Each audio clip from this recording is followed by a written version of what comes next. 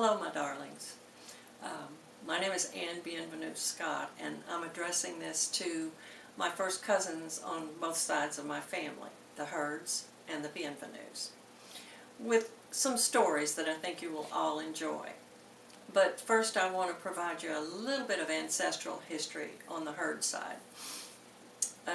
The Heards came to the United States in 1720 and were quite established by the time the Revolutionary War broke out. And of course, we even had a lieutenant in the war, Charles Heard. So I'm going to focus these stories on the Zachary Taylor Heard line of the family. Let's start with his parents. The Heards came from County Cork, Ireland, and the Lindsays are Scottish. So you are Scotch-Irish on one side of your family, and many of us French on the other. But that's the Lindsays. I'm not sure when they came over, but anyway, long history, both families. So John Thomas started building this house in 1859, 1860, and then had to leave to go fight in the Civil War, and he had a young girlfriend waiting for him by the name of Sarah Adeline Lindsay, and so when he came back in 1965 he finished building it, and that was their family home and has been the Heard family home for many, many years. Over the door are hung two saws, the kind that have a handle on either end. It took two people, to saw the logs. All rough-hewn log building. Located in Dry Creek, Louisiana. And I want to tell you a little bit about Dry Creek. There was a creek by the name of Dry Creek, and they called it Dry Creek because it was so beautiful. They didn't want it to become too crowded, so they named it Dry Creek. Anyway, there was a school there. It was called Dry Creek Academy. Wait, I'm getting ahead of myself. John Thomas and Sarah Adeline had 8 children. Our grandfather was the youngest of the 8. Every one of them went to school at the Dry Creek Academy. Every one of them came out with a degree and a license for whatever profession it was they chose. Our grandfather was an attorney. He didn't want to be an attorney. He begged his parents to let him be an engineer, and they said, "No, we need you to be an attorney." So he was an attorney. Another one was a fabulous educator. But you need to know the history of Dry Creek Academy, because that tells all. The educator who ran the Dry Creek Academy was none other than John McNeese. I'm sure you've all heard of McNeese University. He was a brilliant, brilliant man and a fabulous educator. And all of the young children in Dry Creek who went to that school became very accomplished in whatever they chose to do. Maybe not our generation, but well, maybe. Anyway, Red Heard is a famous name at LSU. He was the athletic director for years, and everybody, even to this day, you go on the LSU campus and they all know who Red Heard was. So that's, another product of the Dry Creek School. So back to our grandfather. He, like I said, became an attorney. He was not happy in that endeavor, ever. He wanted to be an engineer. He could look at a stand of pine trees, covering acres of land, and he could tell you exactly how many board feet could be cut from those trees. It was amazing. Anyway, sad as it is, he was disbarred. and it had to do with some political, well, we don't know it for sure. It had to do with one of the machines. He stepped on somebody's toes or did something, and he was disbarred for overcharging a black woman $5. Well, he didn't care. He didn't want to be a lawyer anyway, so that took care of that. The other thing about him that I didn't tell you is, as a young man, I think he was 16, he was hunting, and he put his gun down and had his hand on it, and the gun blew off the thumb and these two fingers.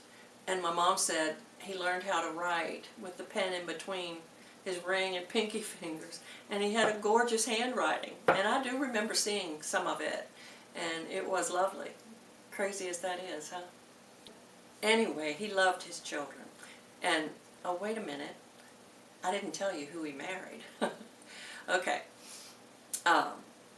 he met a nice young girl in Plaquemine, Louisiana by the name of Ilya Irene Briggs.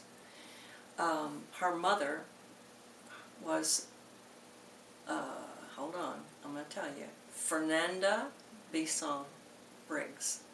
Her people hailed from Alsace-Lorraine. Her father, Clarence Briggs, was a manager at the locks being built in Plaquemine. Anyway, just to give you something to be proud of, you have high educated people on both sides, both of your grandparents. Ilya Briggs had a relative by the name of Jules LaRue, and we have a copy of the passport. Anyway, he came over to the United States with this passport and became a professor at Columbia University. So, you know, there's a lot to be proud of in this family. So, Zach and Ilya had 6 children. My mother was the oldest, Ilya Briggs Heard. And then came Zachary Taylor Heard Jr., and then came Kathleen Irene Heard, and then came J.C. Heard, John Clarence, but he was always known as J.C. Jules Bernard Heard, and then last but not least, Joseph Elmer Heard. So I'm going to tell you a little story about each of them, maybe 2, because it's so much fun, and you won't, you know, years to come, you know, you'll think of these things.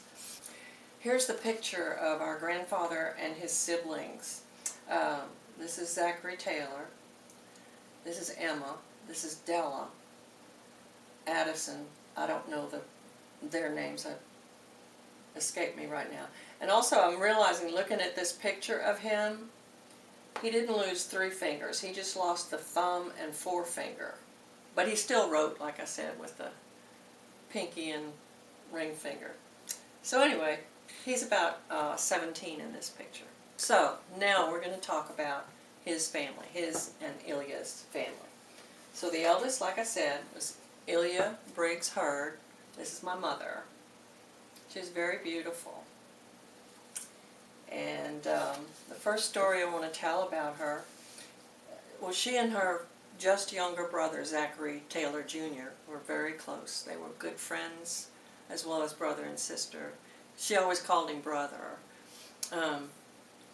And as adults, they would double date. Mom with my dad, and Zach with Ann Adair. And one time, and they loved to party. One night they were leaving an establishment. My dad and Zach were walking ahead, and Ann Adair was behind them, and they turned around and Mother was gone. And they could not find her, so they were calling her, "Ilya, where are you? Ilya!" And she said, "Here I am." And they, you know, didn't hear her at first, and they said, "Where are you?" And she says, "Here I am." And they looked up, and she was on the top of a billboard, climbed all the way up there.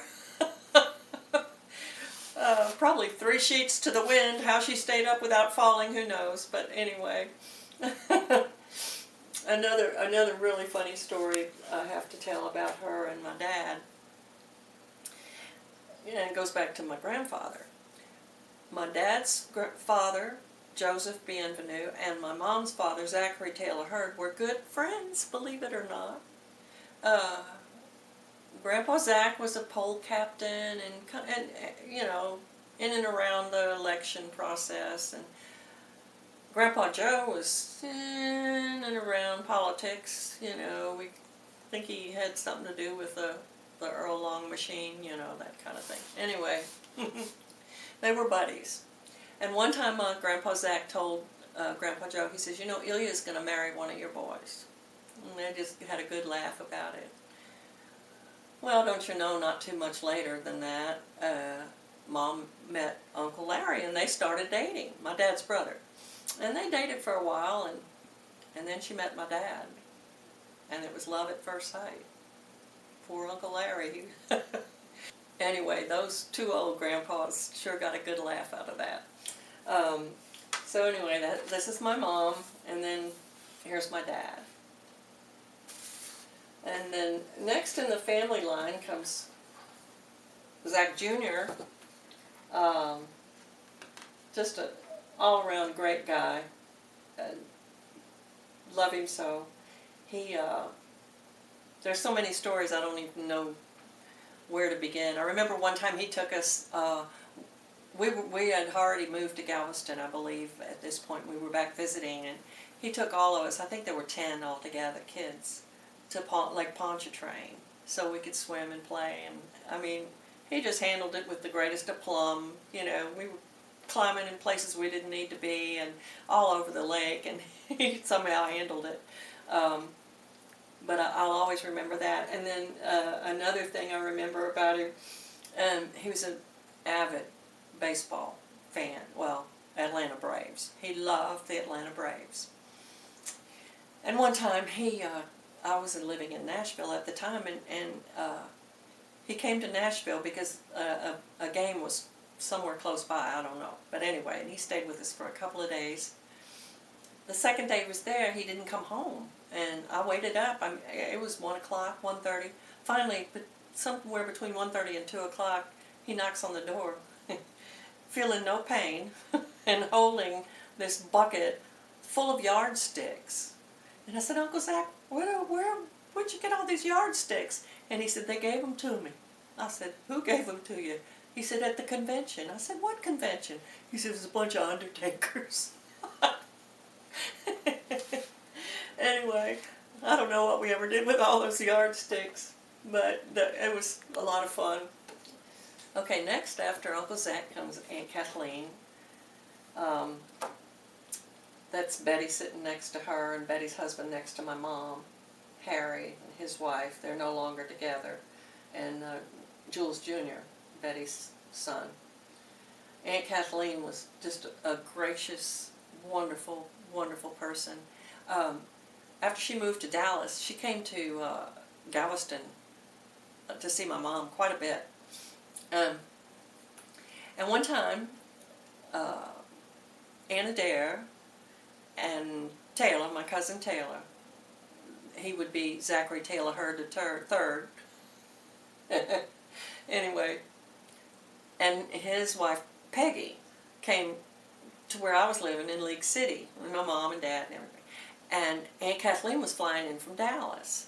So at the time, Tommy had a cargo van, and he put a couch in the back seat, so we all rode to the airport, Hobby Airport in Houston, to pick up Aunt Kathleen. When she got off the plane, Ann Adair was standing there, and she went, oh my God. She thought she had flown to New Orleans.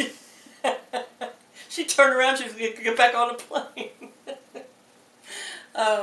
We all got a real good laugh out of that. Anyway, she had a flair for design and decorating and things, and she decorated my house, helped me redecorate twice. She didn't do the work, but you know, she'd point out things and help me with colors, and she said, you need some Parson tables. I said, Parson tables? She said, you know, they've got the real skinny lip and big fat legs. And I said, oh, okay.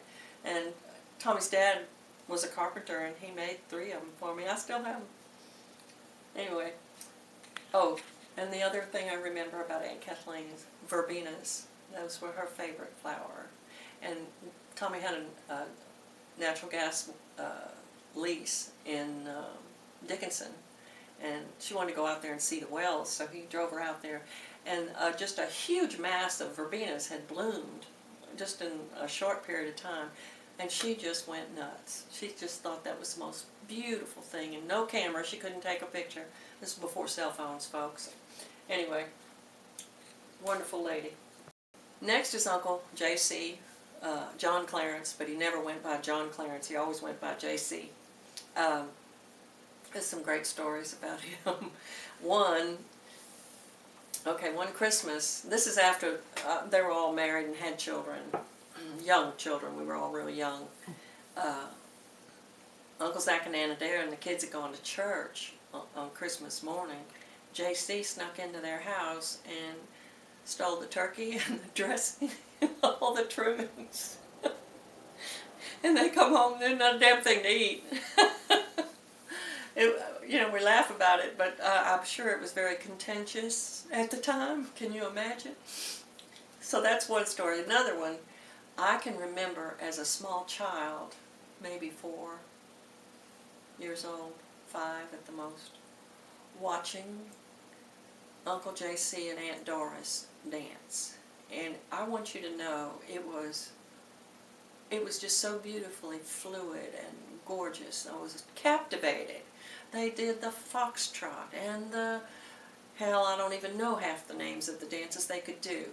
This was all in Uncle Zach and Ann Adair's big living room, and oh, how I enjoyed watching that. And those are the main stories I wanted to share. But there's one that I particularly also remember. I was a little bit older by this time, maybe I was 8, and his 2 boys, Jay was the oldest, and Glenn, we were all playing outside. Mom and Dad and Uncle J.C. and Aunt Doris were in the house, and they said, "Hey, you want to see something?" Sure, we were game. So we got underneath all the houses were up off the ground, back in New Orleans. They don't build them that way anymore, that's why they flood, but anyway, there was room for us to sit under the house, right? And they showed me what they could do. They built a fire. They built a fire right next to the gas meter. Little did we know, Oh, Uncle J.C. must have smelled the smoke because he came running and yelling. It scared the heck out of all of us. "What do you think you're doing?" And got the fire put out. Thank goodness. So anyway, that's Uncle J.C. And the next one in the family is Jules Bernard Heard. I think it's Jules Bernard. Danny will probably correct me and say Bernard Jules. But anyway. And the Jules comes from Jules LaRue on the Briggs side of the family, who was a professor at Columbia. Angel boy. My mom's just favorite baby. Well, she wasn't. They were all her favorites, but she was like a second mother to Bernard and Joe, the youngest, and they always looked up to her in that capacity. My dad has memories of Uncle Bernard that I want to share. He was about 15, I guess, so Mom was 26, 27 years old, and my dad about 28. And they, during the Depression, they played cards, bridge, poker, whatever, And Dad would give Bernard a nickel and a bucket and send him down to the store to get a bucket of beer. Can you believe that? A nickel. And of course, you could be 5 years old and buy a bucket of beer in New Orleans. You still can. That's just the way it is. Anyway, fond memories. And last but not least, Joseph Elmer Heard. An interesting thing about Elmer, I told you that we had ancestors from Alsace-Lorraine area. I have a real old photo. We're going to put it in later, but her last name was Elmer, and we're pretty sure that's where Joe got his middle name. So he was about 14 years old when I was born. By the time I was 5, my dad had graduated from Tulane and had accepted a position in Cheyenne, Wyoming. Well, Mom already had me and Susan in school, so she told Dad to you go on to Wyoming, Cheyenne, and see how it is. Check it out, and I'll stay here while they're in school. So what we did is we moved in with Uncle Joe and Mama Heard on Saratoga. And this is one of many stories I have with Uncle Joe, but I've got to tell it. So we were all outside. My mom and Grandma were sitting on the porch, and Uncle Joe was sitting in the grass holding Julie because she was still in diapers. And we were just running and playing. Well, the lady next door to my grandmother raised turkeys. And all of a sudden, this turkey got really inquisitive about what we were doing. And Mother got worried that they might try to scratch or cut us or whatever, whatever they do, I don't know. Anyway, so she comes flying off the porch trying to chase this turkey away from us, and the turkey turned around and went like this and went right at her. She ran and climbed up a tree, and Joe is laying in the grass laughing. and Susan and I were laughing, and Julie was crying her eyes out. This turkey was going to kill her mama. Oh, it was so funny. Uncle Joe was dating his wife-to-be, Aunt Totsy, when we were living with Mama, and they would take me out on dates with them. Of course, they were bicycle dates, but I loved that. Uncle Joe would ride me on the back of the bike, and Aunt Totsy would ride her bike, and we'd go all over town. A lot of fun. And I remember a little story about when they got married, and believe me, I can't remember the date, but I was at the wedding, and so were my 2 sisters. And we lost Susan. We couldn't find Susan, my next youngest sister. Aunt Totsy had a gorgeous wedding gown on, huge full skirt. Finally found Susan underneath her wedding dress. We don't know what she was planning on doing or had in mind, but anyway, at least we found her. She was about 3, and so that would make me almost 5. And anyway, just another story. Another one was, so Dad came back from Cheyenne. That didn't work out. And so they bought a little bungalow over in Jefferson Parish, and it was real close to the levee. And the older boys would come and, Joe babysat for us quite a bit, because Mom was at Loyola, and, Dad was working. So one time I don't know if it was Uncle Zach or Uncle JC, came and got Joe, and took him onto the levee to go crawfishing. And they came back later that afternoon with a big old wash tub full of crawfish and dumped it upside down on the kitchen floor in my mom's house. All I remember is Mom chasing Joe to the car. She was going to kill him if she could get her hands on him. We had crawfish in the closets, in the nooks and crannies, in the drawers of the chest. For months, we were finding crawfish, and some of them even lived that long. It was really gross. And then the last one, and the most fun, somebody had spilled jelly all over the kitchen floor, one time when he was babysitting. And it was real sticky, and we had walked it everywhere, and Joe said, "We got to get this floor cleaned up before your mama gets here." So he got the liquid dish soap, and he just spritzed it all over the floor, and then he got a bucket of water and he splashed it on the floor. We started sliding, and I mean, we could really go back and forth, and we were washing the floor, right? And Uncle Joe was just laughing, and all of a sudden we looked, and we had suds, a foot high. My mother walked in and she said, "Joseph, Elmer Heard, what are you doing?" He said, "We're washing the floor." Oh, God.